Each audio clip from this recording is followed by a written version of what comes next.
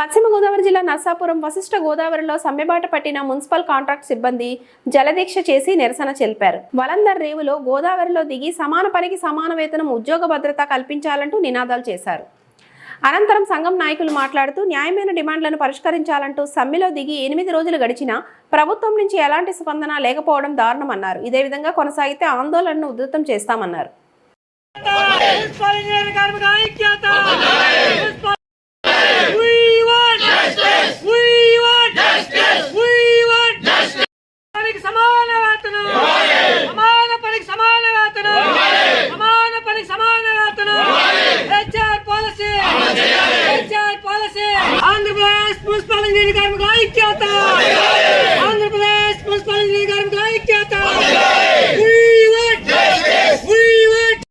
ఇంట్లోకి ఏదో అవసరం వస్తుంది కదా అని చెప్పి ఆలోచించి 13,000 రూపాయలు చెప్తుంది. ఏం సరిపోతుంది?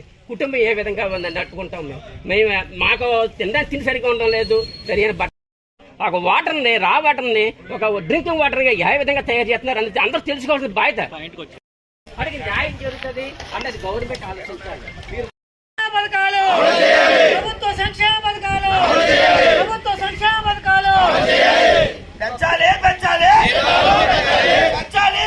సమానం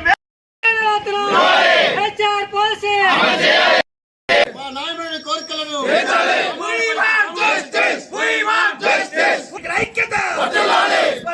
రాష్ట్ర జేఏసీ మేరకు మనం 8వ రోజు సమ్మె కొనసాగిస్తున్నాం.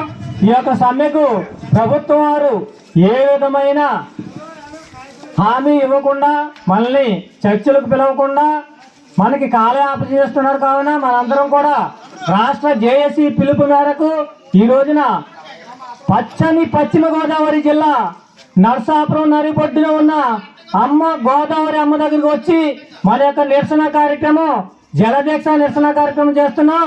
మనకి గొంతెనమ్మ కోరికలు ఏమి లేవు. మన జీతాలు కేవలం 15,000 రూపాయలు ఇస్తున్నారు. 15,000 రూపాయల్లో కట్టింగ్లు పోను మన చేతికి 13,000 రూపాయలు మాత్రమే వస్తుంది. ఈ 13,000 రూపాయలతోటి మనం ఏ విధంగా జీవించాలి, మన కుటుంబాలు ఏ విధంగా పోషించుకోవాలి, దానికోసమే మేమందరం కూడా ఈ యొక్క ఉద్యమం చేపట్టాం. మా యొక్క జీతాలు పెంచాలనే మా ఆకాంక్ష, ఒకే ఒక కోరిక, ప్రజల్ని ఇబ్బంది పెట్టాలని ఏ ఉద్దేశం లేదు మాకు.